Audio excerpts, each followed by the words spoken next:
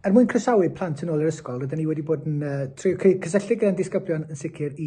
rannu gyda nhw ein cynlluniau ni. Hefyd i gysylltu gyda'n rhieni ni, rydym ni yn cynnal cyfarfodydd drwy hwb gyda rhieni wrth iddyn nhw ddychwelyd, i ateb cwestiynau, i siarad amdano'n cynlluniau ni, ac i sicrhau bod nhw'n glir ynglyn â'r hyn rydym ni'n ei gynnig a pam dyn ni'n cynnig yn darpariaeth ni. Rydym ni wedi bod yn cydweithio gyda'n athrawon ni mwyn sicrhau bod yn gweithgareddau ni yn addas i bwrpas, mwyn sicrhau bod ni'n pwysleisio ar dasgau sydd yn cysylltu y dysgu o bell gyda'r dysgu wyneb yn wyneb, ac mwyn datblygu yn galluoedd ni, yn sgiliau ni ar gyfer ffordd newydd yma o ddysgu. Wrth baratoi ar gyfer dychwelyd, rydym ni wedi bod yn sicrhau bod diogelwch ar hyd y safle, bod yna system un ffordd cywir, bod gorsafoedd gan y gweithdra cywir, a bod yr ystafelloedd i gyd yn addas ar gyfer yr ymbellhau cymdeithasol, ac eto yn hybu dysgu ac addysgu.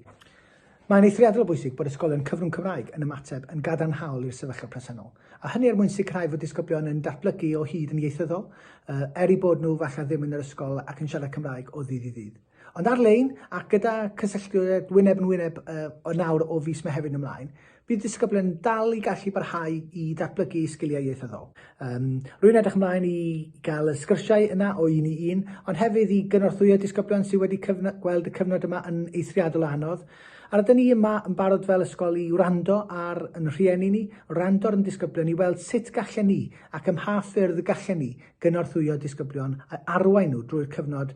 caled o'i blaenau nhw, ond hefyd mwyn datblygu nhw yn hyderus ar gyfer y dyfodol. Rwy'n eithriadol o falch i groesawu disgyblion yn ôl yma i Ystalyfera Bro Dur. Rwy'n edrych ymlaen i gweld nhw, mae ysgol yn lle eithriadol o unig a rhyfedd heb ddisgyblion. Ac fel pob un aelod y staff yma, rwy'n edrych ymlaen i ddatblygu, i ailgynnu'r perthnasoedd yna sydd yn gwneud bywyd yma mewn ysgol yn afieithus, yn llawen, ac hefyd yn sbort i bob un ohonon ni gobeithio.